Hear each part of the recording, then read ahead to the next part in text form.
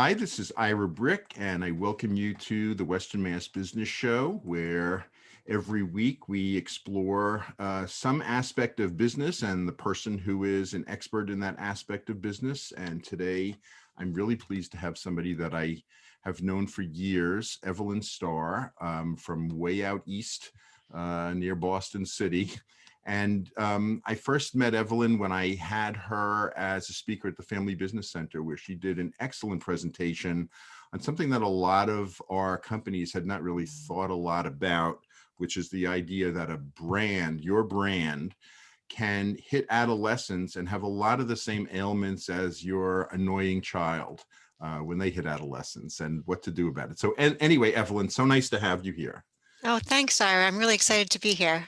That's great. And I want to congratulate you. You just wrote a new book. I think you know this, called Teenage Wastebrand, alluding to the Who song that most people think is Teenage Wasteland, but it's actually the name of the song I just remembered is Baba O'Reilly. So Teenage Wastebrand, how your brand can stop struggling and start scaling. So let me start with the obvious first question is, how does a brand become adolescent, and why is that bad? A brand becomes adolescent when it hits a period in its development where it doesn't have all of the guiding pieces it needs to grow to the next level. And so what I mean by that is that, a lot of business owners and startup and entrepreneurs, when they start a business, they've found an idea, they found a problem that no one is solving and an unmet need. And so they focus very quickly on providing that service or product to get the ball rolling. And the first few years of startup years, anybody who started a business knows you're going to be focused on cash flow and just keeping the lights on and making this week's payroll. But at a certain point, your brand will get to a level where you can sleep at night, you have enough money coming in, but to grow further, you run into a gap in your business. It could be an operational gap, it could be a marketing gap between what your brand is doing right now or how it is structured and where it needs to be to get to the next level. And that's Mhm. the adolescent Right. phase. So it's kind of another version of another book title of What Got You Here Won't Get You There. Exactly. Except that what got you here, you're not even the same at this point as you were in the beginning, because you have all the awkwardness of a teenage brand. That is true. That is true. So let's just back up a minute, Evelyn, to say, like, when I talk about brands with people, I often kind of describe them as a promise that you're making to your customer. But also, I know that you kind of use the word purpose, of like your brand kind of states your purpose. Can you just talk about what is a brand? So a brand, I like the word promise in there. I think that that is a good way to describe it. But I describe a brand as the sum of every prior experience you have had with an entity, whether it's a direct experience or an impression you've gotten from someone else who's mentioned their experience to you. So to be more tangible, if you've bought something from them, how that experience went, did they deliver well, did they not? Advertising you've seen, social media posts you've seen, reviews you've read, all of those things factor into your impression in your mind of what you're going to get from that entity the next time you encounter them. So it is a promise in a way because it's an expectation. So I think you and I are both fans of the psychologist Eric Erickson, who invented the term identity crisis when he had his own identity crisis. He actually found that he was adopted and didn't realize he was Jewish in an anti-Semitic culture, and all kinds of things happened. And you're saying that a brand goes through that phase, identity crisis. So can you just talk about what happens there? Right. Well, so, not every brand goes through every symptom that I've described in the book, but Uh-huh. identity crisis is the most common symptom. Yeah. And what happens is in that situation I just described, as a startup, is racing to establish itself, they're very, very focused on all the operational aspects, and they may not have taken time to determine what their purpose is and how they want to be perceived. And that's what Eric Erickson said about adolescents that run into an identity crisis. It's the struggle between their wanting to assert their individual identity and still want to fit in with their peers. And so the remedy for that, according to Erickson, is that teenagers need to decide who they want to be and how they want to be perceived. Brands come into the same situation. They hit a point where, maybe they've run the course of their initial product, and that's not going to take them to the next level. That's not going to develop enough business for them to grow the way they'd like to. And they suddenly say, well, why are we in business? What is it that we are trying to achieve that is the bigger contribution to the world? And how do we want people to look at us and regard us? What do we want our image to be? When I had my store with my parents and somebody would walk out without buying something, my mother would say, if everybody walks out with something, you're overstocked. And I just thought, like, I don't know if that's true or not, but it sounds annoying in the way. But we were not all things to all people. We attracted a certain kind of customer. I mean, it's across a diverse, swath of society, I'm proud to say. But like, just to say, when I was in high school, there was a gorgeous girl a year younger than me that on Mondays she dressed like a hippie and hung out with the hippies. On Tuesdays she dressed like a nerd and hung out with all the mathletes. Like every day she had the right costume, the right social skills, but a company would look stupid doing that. Well, and Discuss. then, if she went to the wrong group on the wrong day, it would be a Yeah. total disconnect. And the thing is that anybody watching her would really not have an idea of who she was. So she would get a reputation as a chameleon rather than as something specific. Mm-hmm. And in your determining your identity for your brand, you want to be something specific. Mm-hmm. And that means, yes, you're going to attract certain people by virtue of that, but you're not going to be for everybody. But Right. this is something I say all the time to business owners who are afraid of scaring someone away. If you try to appeal to everyone, you appeal to no one. Yeah. So is that a strategy that a company might take, is we're not for you, we're for this other person? Um, Well, I don't know if they would phrase it quite that Yeah. way, but you would definitely brands succeed by saying, here is who we are for, here is who Mm-hmm. we are serving, and this is what we are trying to achieve in the world. Right. Absolutely. Yeah. So, I don't know how much you want to talk about specific companies. We're not going to defame anybody, but I just look at Dunkin' Donuts from when I was a teenager. I mean, that's where I really learned to love coffee, when I was in high school. And they have gone from garish colors to dropping the word donuts to every kind of thing. Like, what do you make of what's going on in the back room there? Well, I don't know if you know this, but I used to work for Dunkin' Donuts. I I was do know there. that. Right, right. So I was their manager of market research and acting director of market research for 3 years in the mid 90s. So I got a really good look at what was going Yeah. on there. So Dunkin' also went through this identity maybe a lot later on than some other brands might do it. But when Bill Rosenberg started the company, it was a cart where Hmm. people could conveniently pick up donuts and coffee. And as the company expanded and grew in the 70s and 80s, a number of things happened. The world isn't static. Trends come into play, and health trends came into play, right? You had the starting of a whole bunch of different diet companies, Jenny Craig and Atkins Diet and South Beach, all of these things were happening. Um, and so the other thing with donuts is that they're incredibly labor intensive. And Hmm. so what happened was when the company was sold to Allied Lions around 1990, the management really took a good hard look and said, we have to figure out a way. And I think this has already been underway to make the company more profitable and more Hmm. attractive. And that way was coffee. Hmm. Right. So coffee, a lot of people drink coffee, even if you don't eat donuts. It's got a higher margin. It's a lot easier to produce.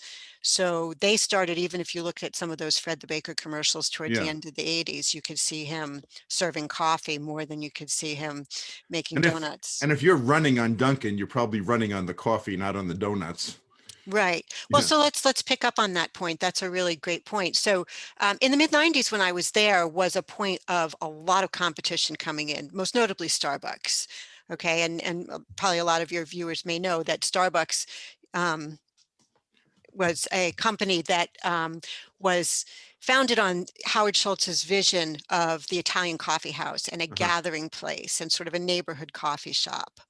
So what Dunkin', when they were starting to come into town, started to ask this question, are we the neighborhood coffee shop?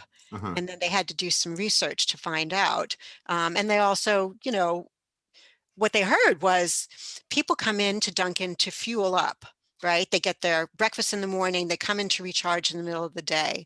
And so that's what Dunkin' serves in their lives. We serve to, keep people going. And that's where America Runs on Dunkin' comes from. Uh-huh. Okay, very good. So we are going to be back with much more. This is Ira Bryck on the Western Mass Business Show. My guest is Evelyn Starr, author of Teenage Wastebrand, How Your Brand Can Stop Struggling and Start Scaling. And so please stay tuned and we will be right back.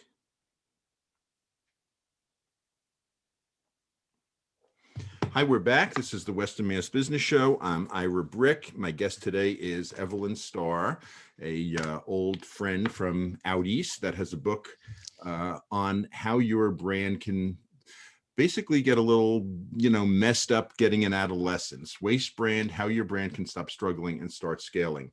So let's just talk about, here's an interesting statistic that you told me about, where I think what it's saying is that 81% of the time companies think their marketing messages are relevant and useful, while 84% of the time consumers say they're not.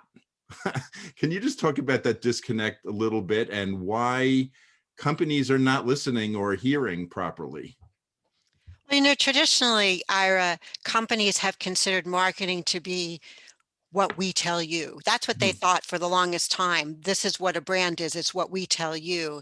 And for a very long stretch of time, you could see how they would understand that because there was a lot more messaging coming from the company to the consumer than there was going back. I mean, think about in the olden days, if something bothered you, maybe you would take the time to write a letter or call the company, but that was really the only way that you could connect with them, pre-internet. Right. And so they would send out messages, this is what Coca-Cola is, this is what Dunkin' Donuts is. And they would assume that people were receptive to that message. And that's what people wanted to hear. Um, but once the internet came along, and particularly social media, which gave a megaphone to consumers, consumers now had a way of talking about brands and sharing their views of brands, and they didn't need the company. And in fact, I believe this was going on all along. It's just that it didn't get funneled back to the companies. So companies who are still marching along in the old model, thinking, you want to hear from us. You have a relationship with us. Consumers are not having it. They're saying, you know what? These communications are not helpful. This is not how I think about your brand. I trust much more the reviews I read online or what my best friend tells me about your brand than I would ever what you're telling me. And I have no use for those communications. Mm-hmm. Okay. So I know that in your book you did an analysis of 160 brands and all different sizes, and you actually found some of them have what you described as a clear brand purpose. You don't have to say, I bought this for blood pressure and now my hair is growing, or that actually is a product. But what are some examples of companies that you feel got this right, whether they didn't go into adolescence or whether they emerged from it? Okay, so before I will give you a couple of examples, Yeah. but just so your listeners are sort of on the same page with us, a clear brand purpose, a good brand purpose, is going to take you for years. Hmm. So it's not product driven. Like my customers need a hammer. That's not a problem that you're really solving because they Hmm. can get hammers from a lot of places. Your Right. brand purpose is something that your brand is uniquely pursuing in your industry, and it's generally, especially now, the way consumers view companies, some effort to improve on the world, such that if your brand were to go away, the world would miss you. So, for example, one of my favorite companies that got this right early on is Life is Good. Their brand purpose is to spread the power of optimism. And so they do that through a bunch of products. You've seen their t-shirts and their tire covers and their mugs and all of that. But they're not about t-shirts and mugs and tire covers. They're literally trying to make the world a more optimistic place. My mother Another had that bumper sticker on her car, and she was a very depressed person. I would always think, thank God for this bumper sticker is keeping her afloat a little. Yeah, and then another company, so that's enormous, Yeah. but gives you a good example is Google. Uh-huh. Google's brand purpose is to organize the world's information and make it universally accessible and useful. Hmm. And so, in fact, if you go on their website and you look a little further down, you'll see they say we do one thing and we do it really well at Hmm. search, Right. and that's how they do it. But that's what their purpose is. And I'm sure I've sat in meetings where we try to write mission statements for companies. They're not easy, and some people want a lot of big words, and other people want it to be really pithy. And but you really need to make it honest and clear, and it can't just say, we're here to serve humanity and make money.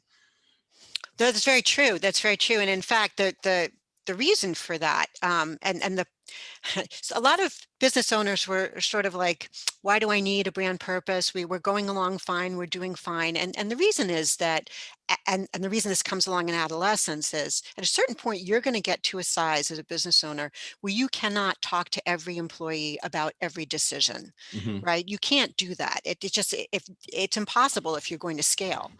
And so you need some unifying vision of where your company is going and what you're trying to do so that your employees, your lieutenants, all the way down to the people who are on the front lines can make decisions that serve that purpose and keep the brand together Hmm. and keep it moving in the same direction. And that's why good brand purposes are generally shorter, not using pithy statements or really big words, because they need to be easy to remember so people know Yeah. where they're going. Yeah. Well, I mean, I know that I have a friend that always says, are you aligning to purpose? Which I think is just one of those things. It sounds like in a business sense of saying, is this constitutional or not? You're not going to pass some little local zoning law if it's unconstitutional. So is that right? I mean, so you're just making sure that it doesn't fail the biggest test there is. Exactly, exactly. And not only is it a test, but that everything you do should pass. But it's also a really great guideline as you're moving forward. If a Hmm. sponsorship opportunity comes your way, the first place you're going to look to is your purpose, Yeah. right? Does this serve our purpose? Is this align with where we want to go? And it makes those decisions when they're coming in suddenly much easier. Right. I had a great opportunity I was in a webinar, but I was the only person that asked any questions of the owner of the largest company, the oldest company in the world. It was a Japanese inn that was built on a hot spring that was founded like in the early 1600s. And I was like, is there one thing that has really been true all of these years? And he was like, never destroy the hot spring. It was just like, they've made so many other changes. He was saying like people used to like individual men used to come and just leave their families behind. It was like now those guys bring their families. We had to change the room size, never destroy. So I mean, is that a thing that you encourage companies to do? Is like, what is your one irrefutable truth, or does that even change? Um, Well, purposes don't change often. Like I can think of an example where a purpose changed, if that's interesting to you. So Spotify, which a Hmm. lot of your listeners may know, which is a streaming platform, was started by Daniel Eck, and his initial purpose in starting the company was to allow people to listen to music streaming legally. Hmm. He was upset by what happened with Napster. He thought Hmm. that um, music should go out into the world, and if this is the way that people wanted to consume it, they should have a way of doing it legally. And he ran that course for a really long time. But you get to the 2015 or 16 or so, and then all of a sudden he's doing really well with it, and that catches the eye of big players like Google and Apple and Amazon, who all start their own music platforms. And so plus they're you can listen to music legally now. They don't need someone holding that mantle, and that was not going to keep them ahead of those competitors who had vastly deeper pockets and could really ramp up. And so they shifted their purpose, and I don't have the exact writing, but they migrated it to um, supporting creativity, and allowing artists to live by their work. Hmm. For they want to do that for 1 million artists, and it gave them a new lease on life to do something that's differently, and it helped them focus their efforts and their new product lines, like Spotify for Right. Artists, where they are working with the artists and helping them say, here's where your strongest markets are, here's what people are listening to, here's where you might want to cite a concert. Those kinds of things came out of that change in purpose, but that's fairly rare that Uh-huh. that your purpose would sort of run out like that. Right. Right. Okay. So we are going to take another break. I just want to cue you up, Evelyn, with my next question. Um, I heard this quote from you. I like it a lot. I actually watched a little video about it this morning by Simon Sinek. People don't buy what you do, they buy why you do it. We'll discuss that right after the break.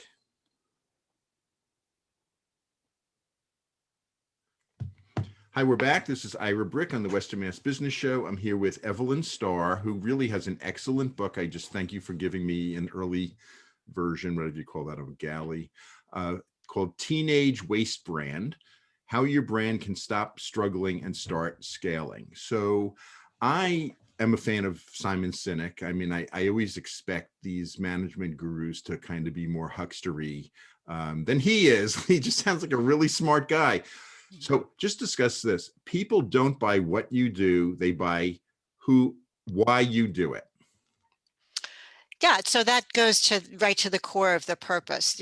People want to be part of something bigger than themselves. That's been proven time and again. And so when they look at your brand, they want to know what you're about. And if they like what you're about, they want to be part of that. They want to associate with your brand. And so that's why, for example, Life is Good. People love Life is Good because, spreading the power of optimism is a really attractive purpose. And people who are struggling in the world want to participate in that. Okay. So again, I love the book. I highly recommend it. When is it coming out, by the way? It will be out in early April. Early April. And this show is going to be on in March. So like just on Amazon, is that the best? Amazon will be the first place you could see it. Okay, great. So here's my next question. So we've been talking about brand identity and we've been talking about purpose, and your formula is brand identity equals purpose plus attributes. And there was an example about comedians, but still you can give any example. Please explain that. Okay, so we were talking a little earlier in the show about Erik Erikson and Uh-huh. how he said that when adolescents hit a identity crisis, they have to decide who they want to be and how they want to be perceived. And so for brands, the who they want to be is their purpose. The how they want to be perceived is their personality, which is defined by 3 or 4 major attributes that are unique to them in their industry. So for example, I talk about Crocs, the footwear company Mhm. in there. Crocs, they are primarily defined by comfort, and comfort is part of their purpose. They want people to be comfortable in their own shoes, which I love as a purpose. But in addition to comfort, their attributes are innovative, fun, and resilient. And they demonstrate those on a regular basis. They're constantly striking deals with various designers to do limited edition Crocs. The colors that they have inject a lot of fun in there. And then they're resilient both as a company because they've been through some pretty hard times, but also their shoe is literally resilient. It comes back, it conforms to people's feet, and it's supportive. So Yeah. And it's funny, like when I was reading that part of the book, I almost bought Crocs. I've never owned Crocs. And then they really had their heyday. I mean, I think one of my sisters had like them in every color. And Then I saw this old man wearing them the other day, and it's like, nah, I'm not going to be the old man wearing Crocs. But I guess there's another customer that would say, I'm going to go right out and buy it. Well, yeah, and so not to do an ad for them, but you Yeah. think about people who are on their feet all the Uh-huh. time and people who also need to be in clean environments because their materials don't pick up. Yeah. So healthcare workers, and in fact, I will say this, I want to say this about them. They gave away over 800,000 pairs Wow. to healthcare workers who wrote in and asked for them to support them as essential workers during the pandemic. That's amazing. How, I mean, just staying relevant even by that good doing thing. I had as a speaker at the Family Business Center, Michael Bronner, grandson of Dr. Bronner's, and it was amazing to hear how much better they're doing now, not during COVID, but just even like these days than they were when I was a young hippie buying Dr. Bronner's. They stayed very relevant. So here's another concept that you have in the book that I would love you to explain. Who does not love the movie The Breakfast Club? And certainly everybody identified with at least one of those types. And you actually talk about that as kind of a, I always get mixed up between metaphor and analogy. I will learn that one day, but it's one of those. Can you discuss the Breakfast Club idea? Yes. So The Breakfast Club really came to mind when I was writing about identity crisis because it's a movie about that, right? It's a Mhm. movie about stereotypes and how adolescents get pegged and how society looks at them, right? So, you know, in that, I'm assuming a lot of your readers, I'm sorry, your Listeners. listeners have watched the movie. Uh-huh. But it's about 5 teenagers who are summoned to a library in a high school at 7 a.m. on a Saturday morning to serve detention. And they're categorized as a brain, a princess, a basket case, a criminal, and an athlete. And so the assistant principal says you're here for 9 hours and you have to write an essay each, 1,000 words, on who you think you are. Mhm. And then he leaves. And the bulk of the movie shows them talking with each other and getting to know each other. And it's very clear early on that they are looking at each other as those stereotypes. And as the movie goes on, you see that none of them wants to be known just as a stereotype. And in fact, that they're much deeper than that, and that they share a lot of problems like not getting along with their parents and, frustrations with their peers. And so, you want me to talk about the bungle in the movie? But in any case, by the end of the movie, they've all kind of come together and they leave a single message for the assistant principal, which is, you're going to see us as you're going to see us, but all of us are a brain, a princess, a basket case, a criminal, and an athlete. We're multidimensional. We don't want to be pegged. Uh-huh. Okay. So that brings up the next question is, what if you and your customer, I don't know if the principal is considered a customer in that story, but what if you and your customer don't agree on what you are? You think that you're a sophisticated product and somebody else thinks that you're a wine that hobos drink or something like that. Well, honestly, you know, it's in the eyes of the beholder. So I Hmm. got to give it to the customer here. And Hmm. I think that kind of disconnect that you've described is entirely why brands hit adolescence. It's because that Vintner has parlayed this wine since the beginning of they started the business as something that's sophisticated, and over time people have had chance to enjoy the wine and see the labels and visit the business. And if their perception is that it's more hobo or lesser, then your marketing is off. Hmm. Either you are not conveying the image you think you have, Right. or your strength is somewhere else. Yeah. Yeah. So if you felt like your brand was hitting this problem, what would you do about it to fix it? Would it be like focus groups or just, say now we're advertising only to hobos? Well, I think, one of the issues that we don't know until you talk to your customers. So yeah, you need to talk to your customers, whether it's individual interviews or focus groups or just being among them as they're buying, and doing a lot of customer listening. And these days you can do a lot of that also on social media, see what people are saying and look at your reviews. All those are places where you can get information. But the issue is, okay, so if your wine is actually being perceived as a hobo wine, is that a bad No thing? offense to hobos, by the way. Neither of us have Right. No a offense. No yeah. offense. But the thing is that a bad thing or is that something that Yeah. people dig about it? Uh-huh. Is it a good thing, right? Right. So if your business is going along fine and your marketing isn't matching your image, you're better off going with the image if Yeah. that's what's selling it. Yeah. So we are almost out of time, but I just want to tell you the question that I would love you to think about for the next one is, so if you were just starting a business today, and I would imagine that, during COVID, there's going to be a lot of startups when people feel safe, just like after the depression, there was like a lot of startup businesses and industries. Um, what would you do to safeguard yourself so that you were not going to have this kind of, identification problem? So we're going to talk more about that with Evelyn Starr after the break.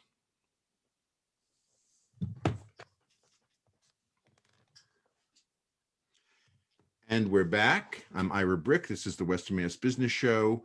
My guest today is Evelyn Starr, who has a new book coming out in April, Teenage Wastebrand, How Your Brand Can Stop Struggling and Start Scaling. So just to get back to my question from before, if you are starting up a company, I mean, you really want to make sure to get it right. I think a lot of people that start companies just know it's all in my head, it's all correct, I'm just going to put it out there, but they have not really done the work. Like, what do you think is the proper prior planning here? Well, the one thing that I would say is successful brands solve a problem, a real problem, and it's a world problem. It's not just, like I said earlier, they need a hammer, so I'm going to make hammers. And so if you discover an unmet need in the marketplace, a problem that people are having that is not being solved, and you dedicate yourself to solving that for people, and can see that that will be a long-term road, then I think you're off to a very good start. I don't know if brands can entirely avoid adolescence because I do think some of them need time to mature and to get to know themselves. So for example, in the second part of the identity that we were talking about, the attributes, you need time to kind of go out there and see how people perceive you. You can't always foresee how that's going to happen. Mm-hmm.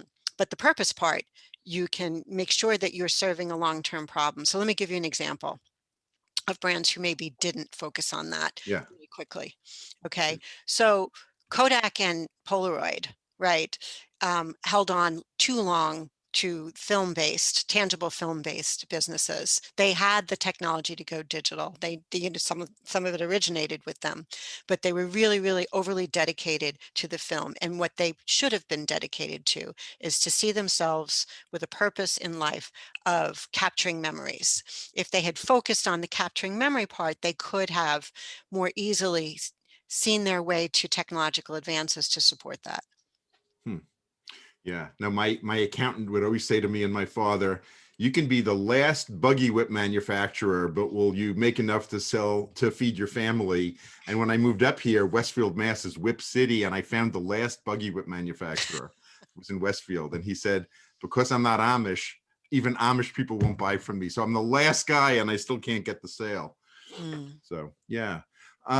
So let me just say, what are a couple of examples of people that have successfully done this deep dive that we have not mentioned in some other unusual way? I mean, just if you want a little bit more of a prompt, somebody that had this fear of missing out, FOMO, or something like that, or any other example of somebody had the problem and fixed it.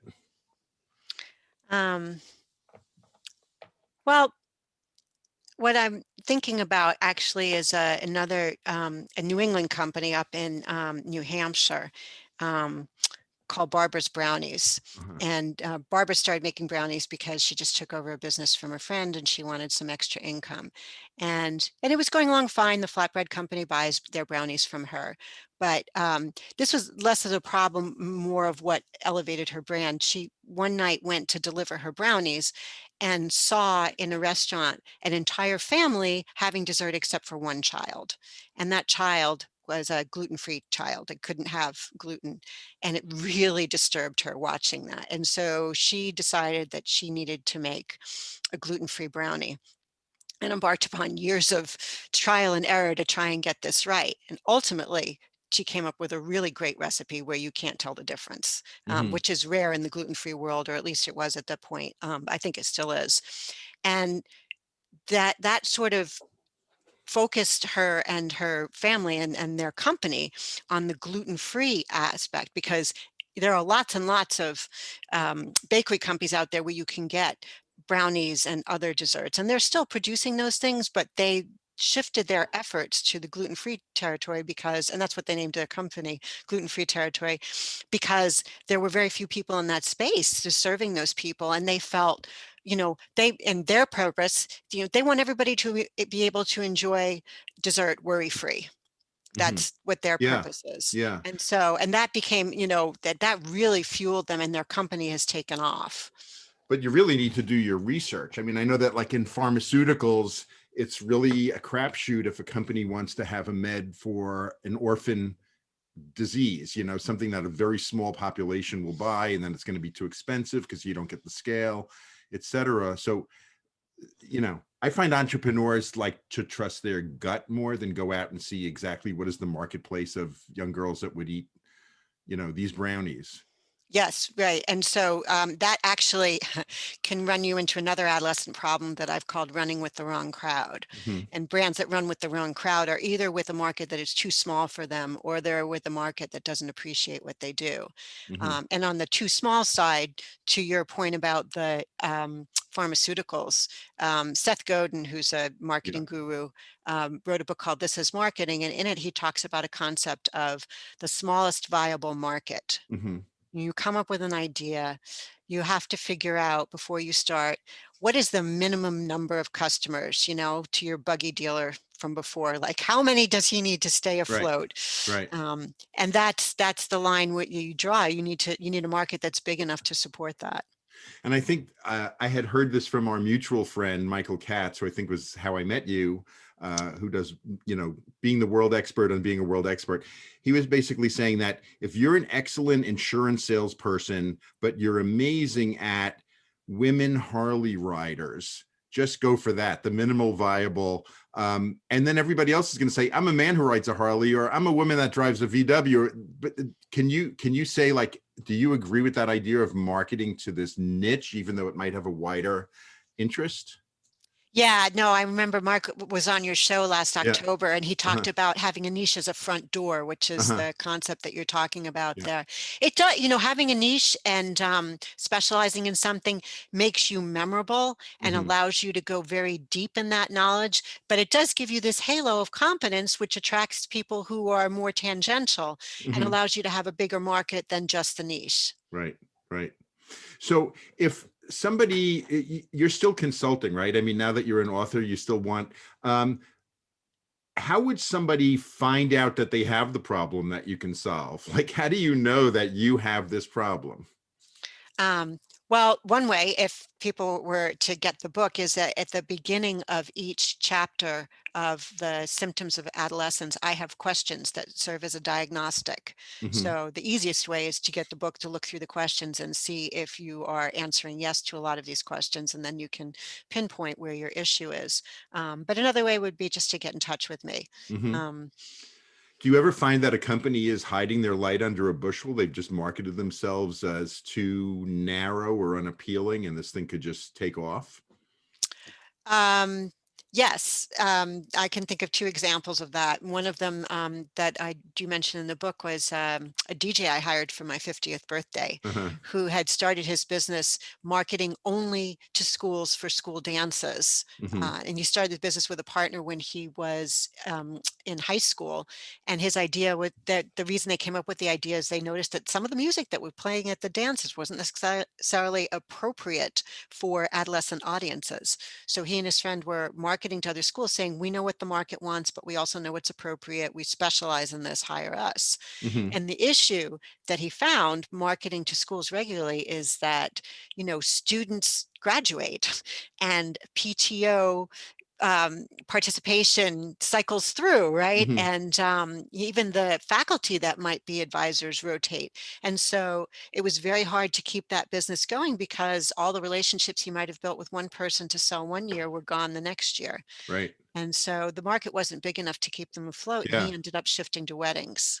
I'll tell you one other short story is a company I know that was in the high school photography business said what took us a while to realize we were really in the kickback business, because the whole way to get into a school district was to go in there and give gifts to the school system, like hire us and we'll give you this. So that really sharpened their focus.